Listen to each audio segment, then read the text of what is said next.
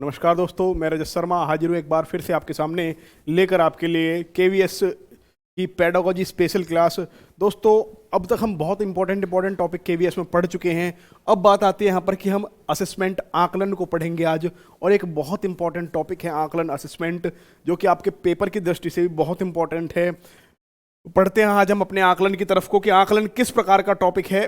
देखते हैं इसको कि क्या होता है इसमें और क्या, क्योंकि देखिए जब भी आप बच्चों की बात करते हैं तो सबसे ज़्यादा जो इम्पोर्टेंस है, जो ज़्यादा महत्व दिया जाएगा, वो आकलन को भी एक बहुत बड़ा महत्व दिया जाएगा। क्यों? क्योंकि देखिए आकलन ही लास्ट में सब कुछ होता है। आकलन सबसे लास्ट में इसलिए सब कुछ होता है क्योंकि जब हम बच्चे को पढ़ा दें या कुछ भी कर दें, उसके बाद में क्या होता है, एक सेकेंड, जब हम बच्चों को पढ़ा दें लेकिन जब लास्ट में बच्चे का रिजल्ट आता है, वही सब कुछ एक तरीके से हमारे देश में हमारी शिक्षा जो प्रणाली चल रही है इसमें माना जाता है। तो जब बच्चे का रिजल्ट ही खराब रहेगा तो इसका मतलब पढ़ाने का मतलब कुछ नहीं रहेगा। इसलिए हमें बच्चे का आकलन एक बहुत महत्वपूर्ण स्थान रखता है, और वो किस प्रकार करना है, कैसे करना है, इसी के बारे में हम थोड़ा सा डिस्कस करेंगे। तो चलते हैं अपने पॉइंट की तरफ कि आकलन में क्या होता है। तो आकलन में सबसे पहले हम देखते हैं करिकुलम, पाठ्यचर्या। सबसे पहले आकलन में हम पढ़ते हैं पाठ्यचर्या क्या है। सबसे पहले आकलन में हम पाठ्यचर्या पढ़ते हैं। तो पाठ्यचर्या सबसे पहले आपको समझ में आनी चाहिए कि पाठ्यचर्या क्या है। आपको आज तक आपने पढ़ा होगा पाठ्यक्रम और पाठ्यचर्या, इसमें कंफ्यूजन रहती होगी आपको कि पाठ्यक्रम क्या है, पाठ्यचर्या क्या है। तो आज आपको पहले सबसे पहले समझाता हूं कि पाठ्यचर्या क्या होती है। पाठ्यचर्या पाठ्यक्रम से बिल्कुल अलग होता है। देखिए पढ़ते हैं यहाँ पर, स्कूल में एंट्री करने से आफ्टरनून में घर जाने तक जितनी भी एक्टिविटी में बच्चा इन्वॉल्व रहता है, जैसे कि प्रेयर, पढ़ना, खेलना, झगड़ा, एटसेट्रा, सब कुछ वो करिकुलम का पार्ट है। आपको शायद नहीं समझ में आया, मैं आपको और समझाता हूँ अच्छी तरीके से। मान लो ये हमारा स्कूल का प्रांगण है, और ये स्कूल का क्या है आपका, ये स्कूल का गेट है। और जैसे ही बच्चा सुबह इसमें एंट्री करता है, स्कूल में घुसता है, और शाम को 2-3 बजे जब इस स्कूल से गेट से बाहर निकलता है, तो इस स्कूल प्रांगण के अंदर जो भी कुछ एक्टिविटी होती है, आप बच्चा स्कूल में अंदर गया, टीचर मिला, उससे नमस्ते करी, बच्चे मिले अपने साथ के, उनसे हाथ मिलाया, उसके बाद क्लास में गया, बैग फेंका, रखा, उसके बाद में वहाँ पर अपने दोस्तों से बातचीत करी, फिर खेलने के लिए ग्राउंड में को आ गए, फिर उसके बाद प्रार्थना की घंटी लग गई, प्रार्थना करी, प्रार्थना में आपने किस तरीके से कितनी कितनी प्रार्थना करी, क्या क्या बात की गई, उसके बाद प्रार्थना के बाद पीटी हुई बच्चों की, उसमें फिर उसके बाद आपकी क्लीनलीनेस चेक की गई कि आपने साफ सफाई रखी है, हाथ के नाखून ये सब चेक हुए। उसके बाद जो बच्चा लेट आया उसको टीचर्स ने वही कहा कि आप लेट क्यों आए हैं। इसके बाद फिर पढ़ाई चालू हो गई, पहला घंटा, दूसरा घंटा, तीसरा घंटा, चौथा घंटा, फिर हो गया आपका लंच। लंच में आपने खाया खाना, दोस्तों के साथ शेयर करके खाया, किसी ने कैंटीन से खाया। उसके बाद में आपकी फिर और पढ़ाई चालू हो गई, फिर गेम्स का पीरियड, म्यूजिक का पीरियड आया, फिर आपने ये सब काम हुए। किसी बच्चे की फीस जमानी थी, वो फीस जमा करके आया, उसके पेरेंट्स आए। तो मतलब स्कूल में जो कुछ भी कार्यक्रम होगा वो सब पाठ्यचर्या का भाग है। जो इसमें आपका जो सिलेबस है वो भी इसी के अंतर्गत आ जाता है। वो सब किसका भाग है? इस पाठ्यचर्या का भाग है। तो वो पाठ्यचर्या के बारे में ही एनसीएफ जो आपका होता है वो इस बात में आपको निर्देश देता है कि आपकी पूरी पाठ्यचर्या कैसी होनी चाहिए, आपका सारा मैनेजमेंट कैसा होना चाहिए, आपका स्कूल टीचर्स कैसे होने चाहिए, प्रिंसिपल का क्या रोल है, ये है वो है, मतलब सबको इस बारे में दिशा निर्देश देता है। सब चीज को आपके student, peon, teacher, school management, school staff, extra staff, school में पढ़ाई की एक्टिविटी, एक्स्ट्रा करिकुलर एक्टिविटी, या बच्चा कोई शैतानी करता था उसको क्या करना है, कैसे डील करना है, आपका लड़ाई झगड़ा किसी बच्चे से होता है वो वहाँ पर क्या डीलिंग होगी, सब कुछ एक इसके अंदर आता है, पाठ्यचर्या के अंदर आता है। ठीक है ना। अब बात हम करते हैं करिकुलम की। फिर अब तो देखो, असेसमेंट में करिकुलम तो आपको देखना पड़ेगा, तो करिकुलम के टॉपिक भी हम पढ़ते चल रहे हैं इसलिए कि करिकुलम में क्या क्या टॉपिक आते हैं। करिकुलम के अंदर इसलिए आपका सिलेबस आ जाएगा, टेक्स्ट बुक जो आप पाठ्य पुस्तक पढ़ेंगे वो आ जाएंगी, मूल्यांकन क्या होगा, एवेल्युएशन क्या होगा वो भी आ जाएगा, असेसमेंट आकलन कैसा होगा बच्चों का वो भी आ जाएगा, बच्चे क्या क्या क्रियाएं करेंगे, एक्टिविटीज़ करेंगे वो भी आ जाएगा, कौन कौन से खेल खेलेंगे या उन कौन कौन से खेल खेलने चाहिए अकॉर्डिंगली उनकी रिक्वायरमेंट के, वो भी सब इसके अंदर ही पाठ्यचर्या के अंतर्गत ही चीजें आ जाएंगी। अब अगला पॉइंट हम चलते हैं। अब आ गया तो इसमें एवेल्यूशन और असेसमेंट दोनों आ गए आपके, इसमें मतलब मूल्यांकन और आकलन दोनों इस पाठ्यचर्या के भाग हो गए। अब हम पढ़ेंगे कि पहले स्कूल में इवेल्युएशन मूल्यांकन होता था, मींस बच्चे को खाली चेक करते थे उसे कितना आता है, और उसी के आधार पर जजमेंट देते थे कि बच्चा होशियार है क्या बेकार है। मतलब पहले क्या होता था, पहले के स्कूलों, पहले के टाइम में स्कूल में क्या होता था, केवल मूल्यांकन होता था। लेकिन अब बच्चे का हमें क्या करना है, कैसे मूल्यांकन होता था, स्टार्टिंग का एग्जाम हुए, फाइनल एग्जाम हुए, हाफ फाइनल, उसमें पास है तो पास, फेल है तो फेल। यदि वहां पर नहीं कर पा रहा तो बच्चा बेकार है, इसका मतलब वो मान लिया जाता था। तो ठीक है ना, लेकिन we have changed our thinking, अब हमने अपनी सोच में परिवर्तन ला दिया। बच्चा स्कूल में सीखने आता है, ना कि खुद को चेक करवाने। हमें बच्चे को पहले क्या करते थे, केवल चेक करते थे, लेकिन अब क्या है, हमें ये अपनी थिंकिंग चेंज करी और देखा पैटर्न बदल के अपना, कि बच्चा स्कूल में सीखने आता है, खुद को चेक करवाने नहीं आता। ठीक है ना, उसे कितना आता है, यानी इसको चेक करवाने नहीं आता, वो बच्चा सीखने आता है। अब बच्चे को सिखाने पर जोर देना होता है, इसके लिए हम अपने तरीके में भी चेंज लाए। अब हम बच्चे का खाली मूल्यांकन नहीं करते, बच्चे का हम क्या करते हैं, आकलन करते हैं। अब हम बच्चे का क्या करते हैं, इसलिए we use assessment more as compared to evaluation. अब हम बच्चे का आकलन ज्यादा करते हैं मूल्यांकन की अपेक्षा। मूल्यांकन क्या है, मतलब मूल्यांकन एक तरीके से उसे लास्ट में रिजल्ट पॉइंट दे देना, उसे कहते हैं मूल्यांकन। आकलन में बच्चे का पूरा पूरा पूरा पूरा करते रहते हैं, वो कहां तक पहुंचा, कहां तक नहीं पहुंचा, कैसे क्या करा, इसको कहते हैं आकलन करना। असेसमेंट, आकलन का मुख्य उद्देश्य है लर्निंग को सुधारना, और हमें वही काम करना है, अपने अधिगम को, बच्चों को हमें ज्यादा से ज्यादा सुधारना, वही मेन काम है। अब हम बच्चों को स्कूल में सिखाने पर ज्यादा जोर देते हैं, बजाय इसके कि उसे पहले से कितना आता है। हम ये नहीं देखते भाई तो पहले कितना आता है कितना नहीं आता, नहीं, हम बच्चों को अब सिखाने पर ज्यादा जोर देते हैं। हमारे स्कूल में बच्चा आया है, इसका मतलब हम मानते हैं उसे नहीं आता, हम उसको ज्यादा से ज्यादा सिखाने की कोशिश करते हैं। ये हमारा उद्देश्य अब है, ना कि बच्चे का खाली की खाली पूछें तुझे जजमेंट नहीं, अब हमारा करना उद्देश्य नहीं है, हमने सोच को परिवर्तित कर लिया है। असेसमेंट में हम रेगुलर बेसिस पर चेक करते हैं। तो असेसमेंट में क्या करते हैं, असेसमेंट में हम बच्चे को रेगुलर बेसिस पर चेक करते हैं कि बच्चे को जो पढ़ाया जा रहा है वो समझ में आ रहा है या नहीं आ रहा। लेकिन पहले क्या करते थे, बच्चे को पढ़ाया लिखाया, समझ में आया आया नहीं आया पता नहीं, हमें लास्ट में हम एग्जाम लेंगे, चीज अब पढ़ा दी जुलाई अगस्त में, एग्जाम ले रहे हैं मार्च में हम, अब बच्चे को मार्च में वो चीज आई आई नहीं आई हमें नहीं मतलब, इस बात से हमने पेपर चेक करा, बोर्ड एग्जाम हुआ, आया आया नहीं आया तो खत्म, बेकार है बच्चा, इसका मतलब। लेकिन नहीं, अब हम साथ के साथ चेक करते चलते हैं बच्चे को, हम साथ के साथ क्या करते चलते हैं, बच्चे का हम असेसमेंट करते चलते हैं, आकलन करते चलते हैं कि बच्चे को समझ में आ रहा है या नहीं आ रहा। यदि बच्चे को समझ में नहीं आ रहा, फीडबैक लेते हैं, नहीं समझ में आ रहा तो हम अपना पैटर्न को चेंज कर देते हैं, इसी को कहते हैं हम आकलन करना। अब हमें असेसमेंट की जरूरत क्यों पड़ी, वाई असेसमेंट, आकलन ही क्यों, to make student learn desired skill, जिससे कि बच्चा क्या है, जो वांछित कौशल हैं उनको सीख सके, डिजायर्ड स्किल्स हैं उनको सीख सके, इसलिए हम क्या करते हैं, बच्चे का आकलन करते हैं, ना कि मूल्यांकन। It helps to apply what is learned in the daily life, ये हमें क्या करता है, हेल्प करता है कि हमने वो अप्लाई करने में जो हमने डेली लाइफ में सीखा। भाई आखिर में क्या शिक्षा का महत्व है, जो भी हम चीज सीख के आ रहे हैं उसको अपनी डेली लाइफ में अप्लाई कर सकें, है ना। यदि हम उस चीज को अप्लाई नहीं कर पा रहे, इसका मतलब हमारी पढ़ाई लिखाई बेकार है, और ये हमें उस चीज में हेल्प करता है कि हम उसे अपनी डेली लाइफ में चीज को अप्लाई कर सकें। पहले एवोल्यूशन के केस में बच्चों को एप्लीकेशन का कुछ पता ही नहीं होता था, बच्चों को पता ही नहीं होता था कि इसका प्रयोग कहां पर होगा, ठीक है ना। तो वो लेस, इसलिए क्या करते थे, वो पढ़ाई में कम इंटरेस्ट शो करते थे। आप देखते होगे पहले के जमाने में लोग कहते हैं हमारे तो कुल इतने नंबर आए, हम तो बहुत होशियार थे, सेकंड डिवीजन आ गई, थर्ड डिवीजन। भाई आपका इंटरेस्ट ही नहीं था, आपका तरीके गलत थे। आज की तारीख में क्या है, बच्चे इंटरेस्ट से पढ़ रहे तो नंबर उनके अच्छे आ रहे हैं, ठीक है ना।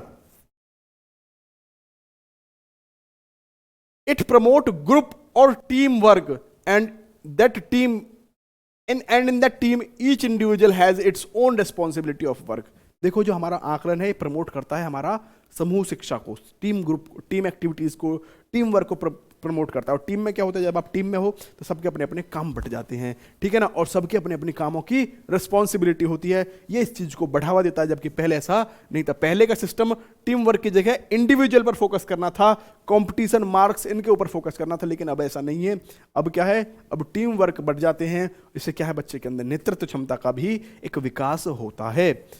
It develops high level cognitive skills, ये क्या है, हमारे उच्च लेवल की जो संज्ञानात्मक कौशल हैं उनको भी हमारा विकास करता है। और बच्चे का हमें क्या कराना है, उच्च लेवल का संज्ञानात्मक विकास ही हमारा कराना उद्देश्य है। यदि बच्चे का हम उच्च लेवल का संज्ञानात्मक विकास नहीं करा पाए तो हमारा काम बेकार है। देखो किसी भी चीज को पढ़ाने के दो उद्देश्य होते हैं, एक निम्न उद्देश्य, एक उच्च उद्देश्य। निम्न उद्देश्य तो बच्चा उसमें पास हो जाए, लर्निंग कर ले, खत्म। लेकिन हमारा मुख्य टीचर का उद्देश्य क्या है कि अपने आगे आने वाले जीवन में वो क्या कर सके, उन्नति कर सके। और वो कब पूरा होगा, जब बच्चे का हाई लेवल कॉग्निटिव स्किल्स, मतलब बच्चे का जब दिमाग का विकास, संज्ञान का विकास अच्छे हाई लेवल पर होगा, तभी ये सब काम हो सकता है। It promotes retain what is learned in previous classes. इससे ये क्या करता है, ये बच्चे को याद करवा के रखवाता है। मतलब ये क्या करता है, रिटेन करता है, मेमोरी में रिटेन करता है। जब आप चीज को अच्छी तरह समझ लोगे तो रिटेन रहेगा। देखो याद करना, किसी चीज को रिटेन करना, दोनों अलग अलग चीजें। इसको आप ना कंफ्यूज मत होना। रटना किसी चीज को, रटना किसी चीज को खराब चीज है, लेकिन किसी चीज को याद रखना, अपनी मेमोरी में डाल लेना, वो अच्छी चीज होती है। इसके बारे में आपके एनसीएफ 2022 में जो आया है, इसमें विशेष ज्यादा जोर दिया गया कि आपका रटना और याद करना में अलग डिफरेंस है। याद करना क्या होता है, रिटेन करना, आपकी मेमोरी में कोई बात रिटेन हो जाए, ठीक है ना, हमेशा हमेशा के लिए आ जाए, वो अच्छी चीज है आपके लिए, क्योंकि वो हेल्प करती है आपकी लर्निंग में। लेकिन यदि आप किसी चीज को रट रहे हो जबरदस्ती तरीके से, उसे रटना कहते हैं कि ना जी पेपर में पास होने के लिए हमें चीज रटनी ही पड़ेगी, मगअप करनी पड़ेगी, वो चीज गलत होती है। इसमें डिफरेंस आप थोड़ा सा जान लो। It promotes retain what is learned in previous classes. पहले के सिस्टम में ऐसा देखा गया कि बच्चा 6th पास करके 7th में आया, उसके मार्क्स भी अच्छे थे, लेकिन 7th में आकर उसको 6th का सब कुछ भूल गया, 6th का सब कुछ भूल गया। ऐसा नहीं होना चाहिए, क्योंकि एग्जाम पहले क्या था, पहले केवल एग्जाम पास करने पर 6ठी में पास कर ले, 7वीं में आ जा, फिर 6ठी का सब कुछ भूल जा। लेकिन अब ऐसा नहीं है। अब आप यदि बच्चे को अच्छी तरह पढ़ाओगे, बच्चे का आकलन अच्छी तरह समय समय पर करते रहोगे, तो बच्चा क्या है, बच्चा टाइम टाइम पर करेगा, उसको दिमाग को अच्छी तरह से चीजें याद रहेंगी, और उसको याद रहेगा कि पुरानी क्लासेस का भी उसे ऐसे याद रहेगा। ऐसा नहीं है कि अपना बंदर की तरह करते जाओ, बंदर कुकुड़ी लाया, तोड़ी, एक दबाई, फिर दूसरी कुकुड़ी दबाई तो पहली गिर गई, पहली दबाई तो दूसरी गिर गई। ऐसा जुगाड़ नहीं होना चाहिए। हमारे एजुकेशन सिस्टम में क्या है, हम जो पहले सीखते जा रहे हैं, ऐसा ना हो कि आगे बढ़ते जा रहे हैं पुराना भूलते जा रहे हैं, ऐसा नहीं होना चाहिए। इसलिए असेसमेंट बहुत अच्छा है, क्योंकि इसमें बच्चे को पुराना भी दिमाग में बना रहता है। क्यों? क्योंकि उसका समय समय पर आकलन होता रहता है, और बच्चा यदि कहीं पर कमजोर है तो उसके ट्रिक बदल के उसको दोबारा सिखाया जाता है। इससे बच्चा अच्छी तरह से सीखता रहता है। अब आती है बात कि हम आकलन किस प्रकार कर सकते हैं, हाउ टू डू असेसमेंट। आकलन कैसे कर सकते हैं बच्चे का, use multiple method to assess. बच्चा हमें ज्यादा से ज्यादा तकनीक का प्रयोग करना चाहिए, ज्यादा मेथड का यूज करना चाहिए बच्चे को आकलन करने के लिए, असेस करने के लिए। Focus on individual difference. हमें सबसे बड़ी बात बच्चे की वैयक्तिक भिन्नता, इंडिविजुअल डिफरेंस पर बहुत ज्यादा फोकस करना है, क्योंकि सभी बच्चे क्या हैं, मैंने एक बात बताई आपको, हम सभी को सिखाना तो एक जैसा है, लेकिन सभी का आकलन अलग अलग तरीके से करना है। क्यों? क्योंकि सभी बच्चे में अपने आप में क्या है, वैयक्तिक भिन्नता, और वैयक्तिक भिन्नता होने के कारण यदि हम बच्चे का सभी का आकलन एक जैसे करेंगे तो बच्चे के क्या है, ये बच्चों के साथ नाइंसाफी है। क्यों नाइंसाफी है? क्योंकि देखो कोई बच्चा हो सकता है भाई स्पोर्ट्स में अच्छा, और हम खाली उसका आकलन किसके आधार पर कर रहे हो, पढ़ाई के आधार पर नहीं।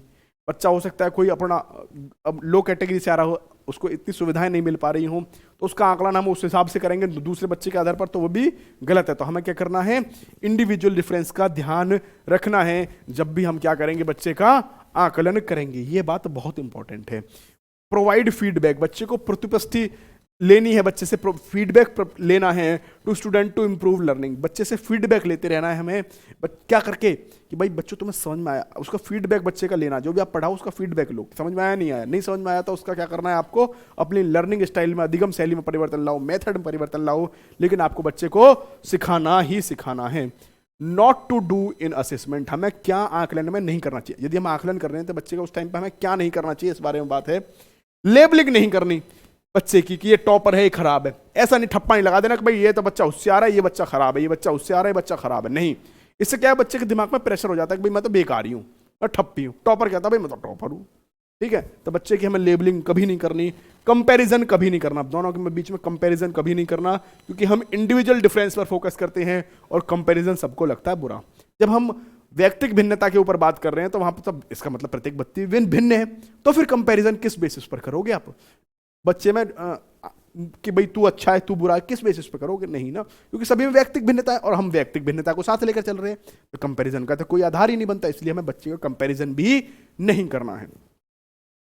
कंपटीशन को भी बढ़ावा नहीं देना। कंपटीशन को क्यों नहीं बढ़ावा देना? क्योंकि सभी के अंदर वैयक्तिक भिन्नता है, कंपटीशन को हमें करना ही नहीं। कंपटीशन एक नेगेटिव पॉइंट होता है बच्चे के लिए, क्योंकि ये बच्चे पर माइंड पर प्रेशर क्रिएट करता है। बच्चे को नेगेटिव स्टेटमेंट नहीं देनी बच्चे को गधा, नालायक, ये सब नहीं बोलना।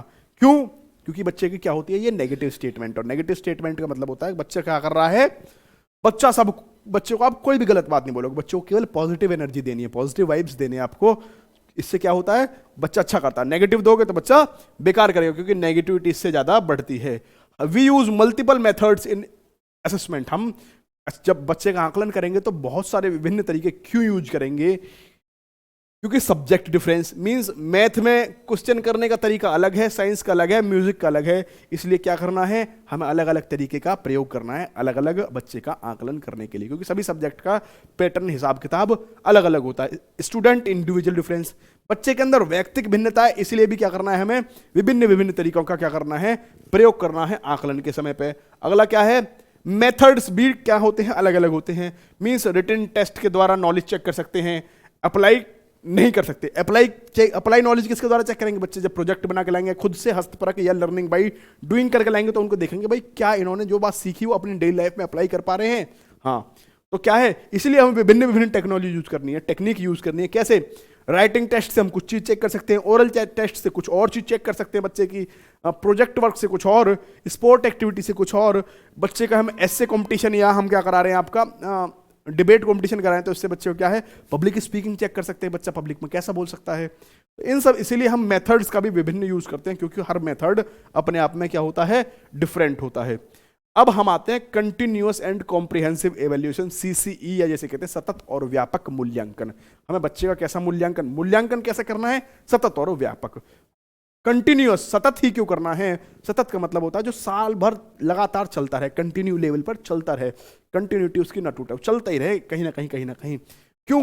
क्योंकि because nature of learning is continuous. जब हमारी सीखने की जो प्रकृति है वो ही कंटिन्यूअस है, तो क्या है, इसलिए असेसमेंट भी कैसा होना चाहिए, कंटिन्यूअस, लगातार होना चाहिए। भाई सीखने के साथ साथ हमें क्या करना है, बच्चे का आकलन करना है। जब सीखना ही लगातार हो रहा है बच्चे का, तो आकलन भी कैसा होना चाहिए, बच्चे का लगातार ही होना चाहिए, ना कि पहले के सिस्टम की तरह कि साल में 2-3 बार पेपर हुए काम खत्म। नहीं, जब सीखना लगातार है तो आकलन भी बच्चे का क्या होना चाहिए, लगातार ही होना चाहिए। इसके अलावा फॉर्मेटिव असेसमेंट आता है। फॉर्मेटिव असेसमेंट कहते हैं हम इसको, क्या कहते हैं, फॉर्मेटिव असेसमेंट, रूपात्मक या रचनात्मक आकलन। ये क्या होता है, जब बच्चे के कंसेप्ट फॉर्म हो रहे हैं, बच्चे के कंसेप्ट बन रहे हो, तब हम क्या करेंगे, फॉर्मेटिव असेसमेंट करेंगे। फॉर्मेटिव असेसमेंट होता है जब आप बच्चे को पढ़ा रहे हो, लर्निंग चल रही है, उसी के टाइम पर जब बच्चे का आकलन होता है, उसको कहते हैं वो फॉर्मेटिव असेसमेंट। आप आजकल के बच्चों को, छोटों को देखते भी होंगे, 2 तरीके के टेस्ट होते हैं, एक होते हैं एफए, एक होते हैं एसए। एफए जो है वो यही फॉर्मेटिव असेसमेंट यही होता है उनके रिजल्ट में जो आप देखते होगे, ठीक है ना। जब बच्चे के जब पढ़ाई करा रहे हो उसी टाइम पर बच्चे के जो आप टेस्ट ले रहे हो, वे सब किसकी कैटेगरी में आते हैं, एफए या रूपात्मक या रचनात्मक आकलन के तरीके से आते हैं। It's aim is to improve teaching learning. इसका उद्देश्य क्या होता है, बच्चे की शिक्षण अधिगम को सुधारना, बच्चा जो भी सीख रहा है उसको सुधारना। क्यों? क्योंकि देखो, जब आप बच्चे का लास्ट में टेस्ट लोगे, फाइनल टेस्ट ही लोगे मान लो, तो क्या होगा, मान लो मैं अभी आपका केवीएस की तैयारी कर रहे हो आप लोग, मैं आपको पढ़ाया, आपको मैंने टेस्ट लिया, अब मैंने देखा यार तुमको ये चीज नहीं आ पा रही, तो मैं क्या इसमें सुधार कर दूंगा। लेकिन यदि आपका फाइनल टेस्ट केवीएस वाले दिन ही, पेपर वाले दिन ही हुआ आपका, तो क्या है, कहीं सुधार गुंजाइश बच जाएगी? नहीं।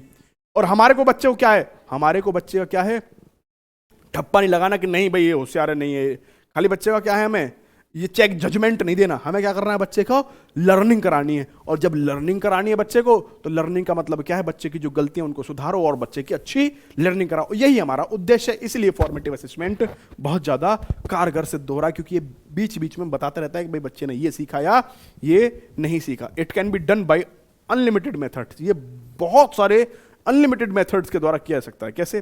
बच्चा खेल रहा है तब आप देख लो बच्चे को, बच्चा अपने ग्रुप डिस्कशन कर रहा है तब देख लो कैसा बोल पा रहा है, कैसा नहीं बोल पा रहा, टॉपिक सही बोल रहा नहीं बोल रहा बच्चा। इसके अलावा यदि कहीं डिबेट कॉम्पिटिशन में देखो पब्लिक स्पीकिंग कैसा कर रहा है, रंगोली में वहाँ देखो बच्चे को, क्लास में बिहेवियर देखो, ऑरल टेस्ट लो, इन सब चीज़ के माध्यम से आप सब कुछ बच्चे का चेक कर सकते हो।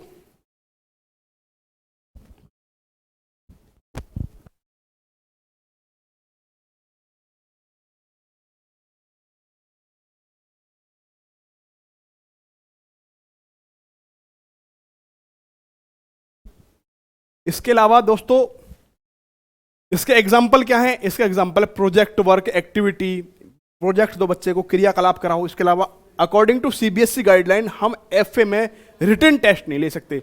एफए में जो हमारा रूपात्मक या रचनात्मक आकलन होता है, इसमें सीबीएसई गाइडलाइन ये है कि बच्चे का आप रिटन टेस्ट नहीं ले सकते हो।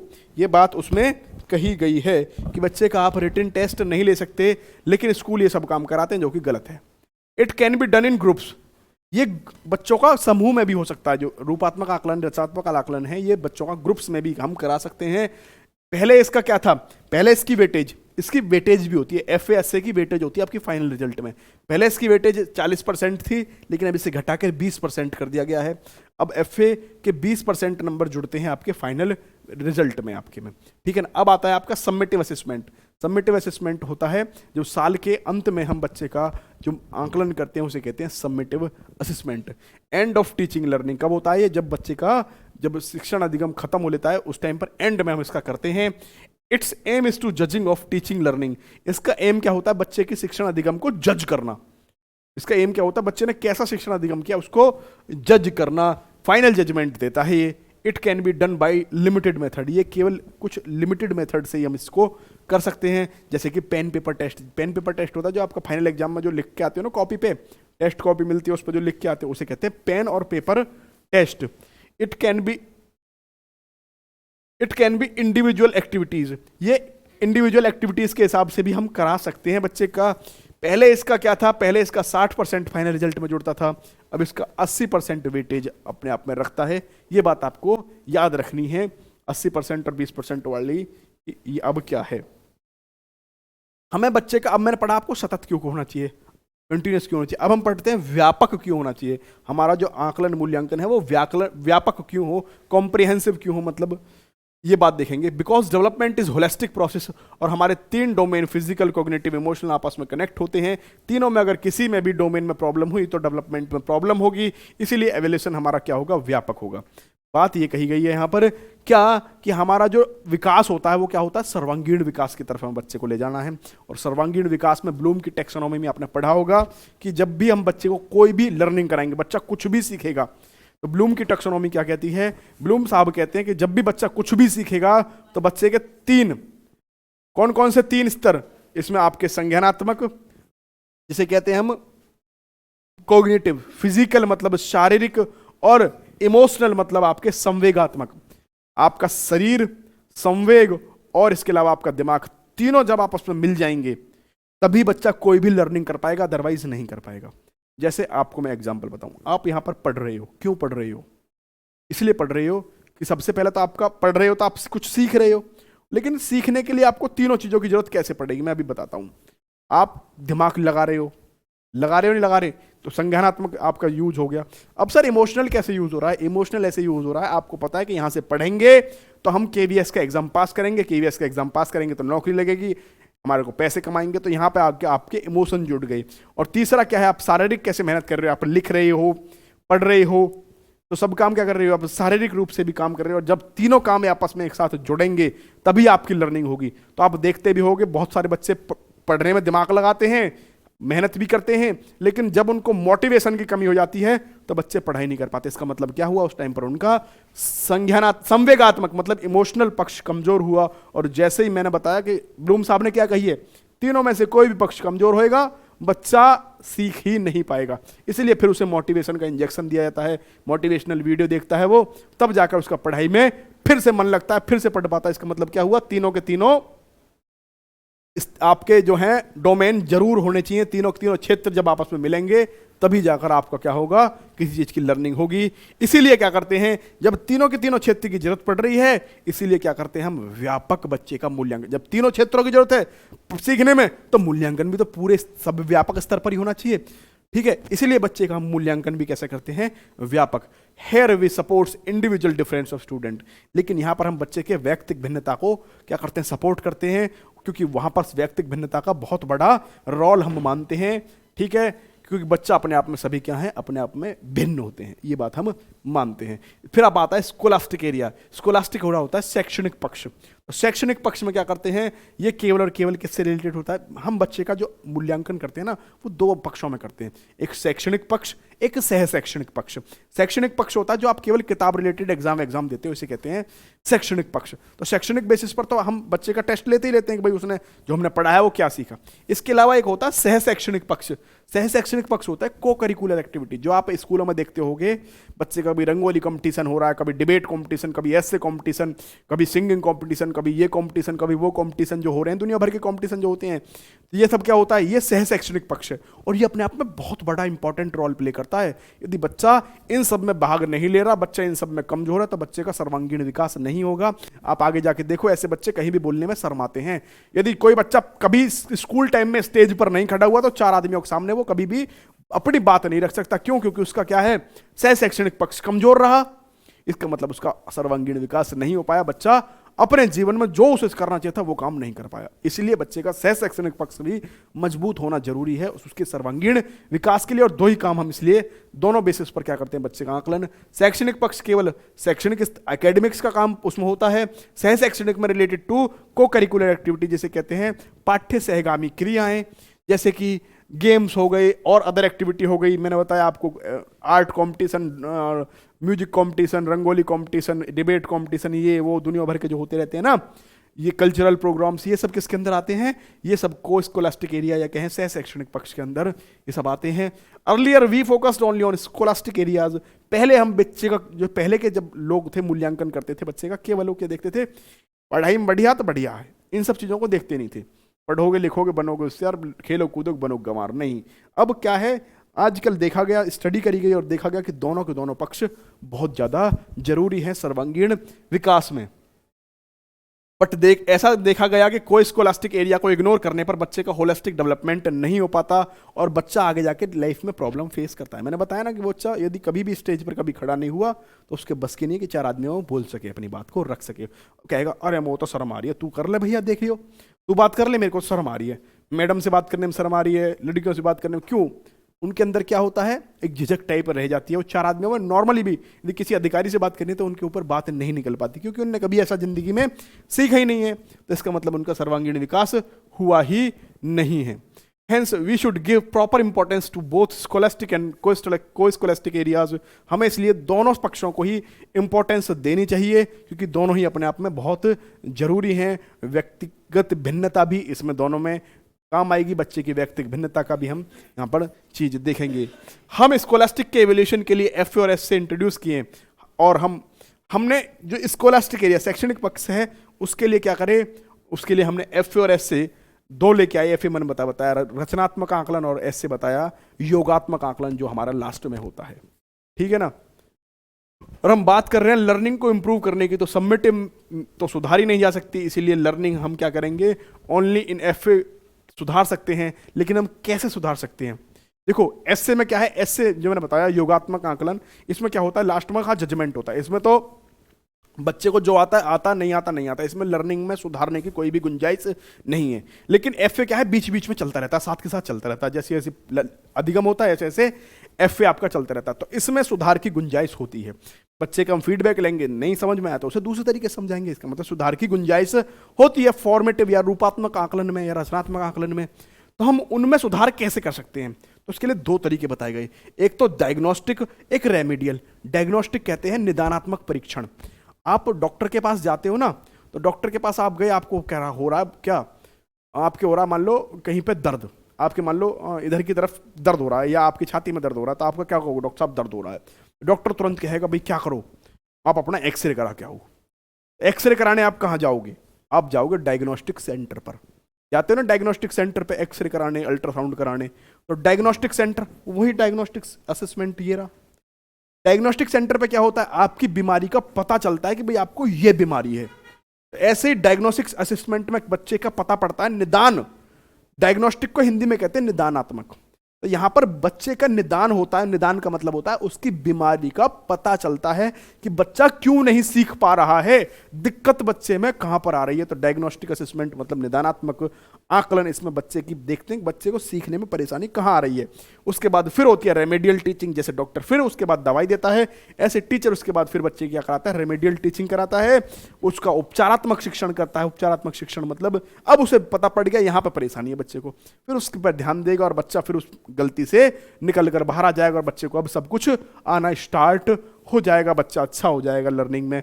इस हिसाब से हम बच्चे की क्या करते हैं, एफए में मतलब रूपात्मक आकलन, रचनात्मक आकलन में, या हम कहें फॉर्मेटिव असेसमेंट में बच्चे का हम इन दोनों तरीके से करके बच्चे की लर्निंग में सुधार करवा सकते हैं।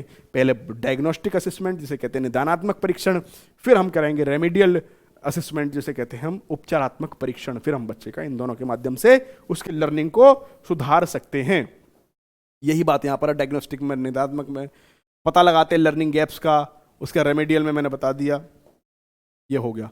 ओल्ड तरीके एग्जाम्पल को रिपीट करना रेमेडियल टीचिंग नहीं, ओल्ड है, ओल्ड से समझ आता है कि पहले आ गया होता, तो we require need creative method. तो हम रेमेडियल टीचिंग में जो बच्चे को सुधार में सिखाएंगे, उपचार विधि में नए नए तरीके से बच्चे को हम चीज सिखाएंगे, क्योंकि पुराने तरीके से आता होता तो पहले ही आ गया होता, बच्चे को दिक्कत ही ना आती। इसलिए नए नए तरीके, क्रिएटिव दिखाएंगे टीचर यहाँ पर अपनी, और नए नए तरीके से उसको अधिगम कराएंगे जिससे उसका अधिगम में सुधार हो सके। अब आते हैं पैराडिग्म्स ऑफ असेसमेंट, ठीक है ना। अब यहाँ पर असेसमेंट के पैराडिग्म्स आते हैं, कौन कौन से आपने पढ़ा होगा, असेसमेंट ऑफ लर्निंग, अधिगम का आकलन, अधिगम के लिए आकलन, अधिगम में आकलन, ये विभिन्न पढ़े होंगे आपने चीजें। तो ये चीज अब यहाँ पर हम पढ़ेंगे। सबसे पहले हम पढ़ेंगे 4 तरीके के होते हैं। सबसे पहला है असेसमेंट ऑफ लर्निंग, इसे कहते हैं अधिगम का आकलन। असेसमेंट ऑफ लर्निंग होती है जब लास्ट में, जब अधिगम पूरा कंप्लीट हो जाएगा उसके बाद जब उसका आकलन होगा, मतलब यहां पर क्या है, ये फाइनल एग्जाम एंड में होता है, क्लास एंड में जो फाइनल एग्जाम होते हैं, बोर्ड के एग्जाम होते हैं, वो अपने आप को कह सकते हो असेसमेंट ऑफ लर्निंग। तो आपका असेसमेंट ऑफ लर्निंग कब होगा, जब आप केवीएस का फाइनल डेट में एग्जाम देने जाओगे, उस दिन आपका असेसमेंट ऑफ लर्निंग होगा या अधिगम के लिए आकलन होगा। ये एक तरीके से हम कह सकते हैं सबमिटिव असेसमेंट है या योगात्मक आकलन है।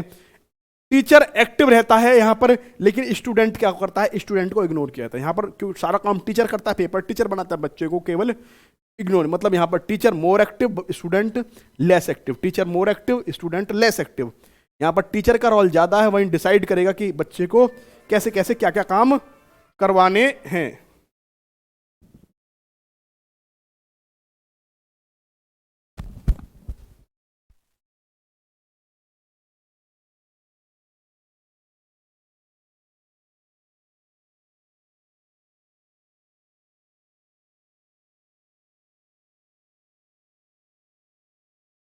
तो यहां पर आपको मैंने बता दिया असेसमेंट ऑफ लर्निंग है, अधिगम का आकलन। अब आता है अधिगम के लिए आकलन, असेसमेंट फॉर लर्निंग। ये बहुत अच्छा होता है। ये केस कौन सा होता है, ये होता है हमारा एफए या हमारा रचनात्मक आकलन। ये एक तरीके से वो होता है, ये क्या होता है, अधिगम के लिए आकलन, मतलब जो बच्चा पढ़ रहा है तुरंत की तुरंत जो उसका आकलन होता रहे, ये बहुत अच्छा माना गया है अधिगम के लिए आकलन या assessment for learning.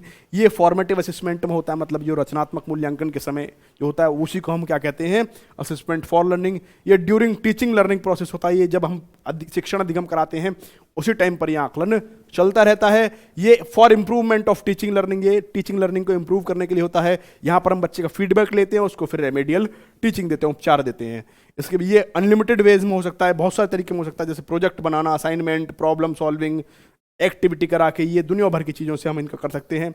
Student and teacher are equally responsible, यहाँ पर स्टूडेंट और टीचर दोनों ही एक्टिव रहेंगे, दोनों ही रिस्पॉन्सिबल इसमें रहेंगे। टीचर स्टूडेंट की नीड के अकॉर्डिंग ही डिसीजन लेगा। टीचर यहाँ पर स्टूडेंट के ऊपर निर्भर रहेगा, मतलब यहाँ पर ये कैसा होगा, ये स्टूडेंट सेंटर्ड या चाइल्ड सेंटर्ड होगा, ठीक है ना। असेसमेंट एज लर्निंग, अब ये अधिगम के समान आकलन। अधिगम के समान आकलन क्या होता है, ये एक तरीके से होता है जब स्वयं आकलन करो या अपने साथी का, सहपाठी का आकलन करो, तो वो किसके अंतर्गत आता है, अधिगम के समान आकलन या असेसमेंट एज लर्निंग में। यहां पर बच्चा जो सीखा है, जैसे आप अपने दोस्त से पूछे तो मैं बता तूने कितना याद है, तुझे कितना नहीं याद, तो ये इस तरह का आकलन जो हम बच्चे आपस में कर लेते हैं, खुद स्वयं अपना चेक करते हैं, हम देख देख के हमने याद किया, फिर देखा आ रहा है या नहीं आ रहा, या हमने पढ़ा कोई चीज़ याद देखा आ रहा है कि नहीं आ रहा, तो उस टाइम का वो आकलन कैसा होगा, वो असेसमेंट एज लर्निंग में आएगा। यहाँ पर बच्चे की प्रीवियस नॉलेज टेस्ट करते हैं, जो हमने पढ़ा उसको टेस्ट करते हैं। टीचर इज लेस, यहाँ पर टीचर का बहुत कम रोल रहता है। स्टूडेंट आर मोर रेस्पॉन्सिबल, यहाँ पर स्टूडेंट ज़्यादा एक्टिव रहते हैं, टीचर को रोल ही नहीं, क्योंकि बच्चा आपस में या खुद अपना आकलन कर रहा है, इसलिए कहेंगे कि यहाँ पर टीचर लेस एक्टिव, बच्चा ज़्यादा एक्टिव रहेगा। अब आता है असेसमेंट इन लर्निंग, अधिगम में आकलन। तो असेसमेंट एंड लर्निंग आर, यहाँ पर असेसमेंट और लर्निंग दोनों आपस में इंटर रिलेटेड रहेंगी, आपस में जुड़ी हुई रहेंगी 100% तरीके से। टीचर्स रोल इज नेग्लिजिबल, यहाँ पर टीचर का रोल नहीं रहेगा। स्टूडेंट इज मोर रेस्पॉन्सिबल, यहाँ पर स्टूडेंट ज़्यादा इंपॉर्टेंट रहेगा, इसका मतलब टीचर कम इंपॉर्टेंट, स्टूडेंट ज़्यादा। Here teacher act as facilitator, यहाँ पर केवल टीचर एक सुविधा प्रदाता के रूप में काम करेगा, ठीक है ना। यहाँ पर केवल बच्चों की सुविधा प्रदाता के रूप में काम करेगा।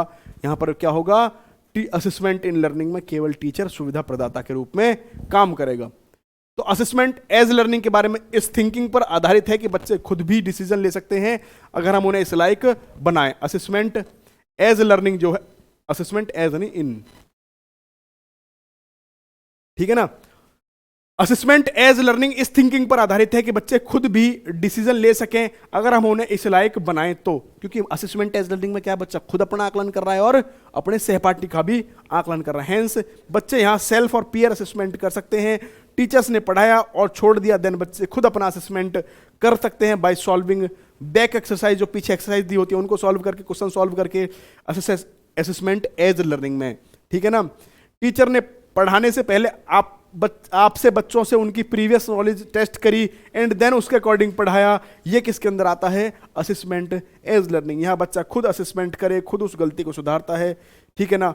ये बात हुई। अब अगला असेसमेंट इन लर्निंग में, यह असेसमेंट लर्निंग में घुसा हुआ है, ठीक है ना। हम दोनों को इनको अलग नहीं कर सकते। यहाँ पर केवल टीचर, मैंने बताया, सुविधा प्रदाता के रूप में काम करेगा असेसमेंट इन लर्निंग में। एनसीईआरटी बुक्स के बीच बीच में जो बॉक्स में क्वेश्चन आते हैं ना, जो बॉक्स में बीच बीच में क्वेश्चन आते हैं, उनको जो टीचर पूछता रहता है या बच्चा करता रहता है, वो आता है असेसमेंट इन लर्निंग में। जो बीच बीच में क्वेश्चन अपने किताब में देखते होंगे जो आते रहते हैं, उनको फिर टीचर आपसे पूछ ले या बच्चा अपने आप उसको सॉल्व करे, वो आते हैं, वो किसके अंदर आते हैं, वो चीज असेसमेंट इन लर्निंग में। तो इन सब में बेस्ट मेथड कौन सा है, तो रियल लाइफ में यह लर्निंग होती है और जहां प्रॉब्लम होती है वहां हेल्प लेते हैं फैसिलिटेटर में, तो ये अपने आप में क्या है, बेस्ट मेथड है, ठीक है ना। असेसमेंट ऑफ लर्निंग, ऑफ का मतलब होता है खत्म, ऑफ मतलब होता है खत्म सेशन पर। ये हमारा सबसे पुराना तरीका है असेसमेंट ऑफ लर्निंग, और यहाँ पर टीचर ही सारे डिसीजन लेता है, टीचर सेंटर्ड है, इसलिए हम इसका प्रयोग नहीं करते हैं। असेसमेंट फॉर लर्निंग मैंने बता दिया, फॉर्मेटिव असेसमेंट, ये बहुत बढ़िया होता है, बीच बीच में ये चलता रहता है। यहाँ पर इस तरीके से मैं देखूँ तो हमारा पूरा असेसमेंट का टॉपिक, आकलन का टॉपिक खत्म हुआ। कैसी लगी आपको हमारी क्लास, ज़रूर बताइएगा। इसी क्लासेस के लिए आप रेगुलर हमारी वीडियोस देख सकते हैं। इसके अलावा सभी प्रकार के कोर्सेज के लिए आप हमारे दिशा एकेडमी दादरी ऐप को प्ले स्टोर से डाउनलोड कर सकते हैं और वहाँ पर विभिन्न कोर्सेज पड़े हुए हैं। आप किसी भी एग्ज़ाम की तैयारी करें, एसएससी की तैयारी करें, UP police constable, Delhi police constable, किसी भी टीचिंग एग्जाम की तैयारी करें, वहाँ पर आपको कोर्स प्रोवाइड किए जा रहे हैं। जाएँ, हमारी ऐप को जरूर डाउनलोड करें, वहाँ से हम टेलीग्राम चैनल को हमारे को जरूर डाउनलोड करें। सभी प्रकार की PDFs के लिए आप हमारे ऐप को डाउनलोड कर सकते हैं। थैंक यू दोस्तों।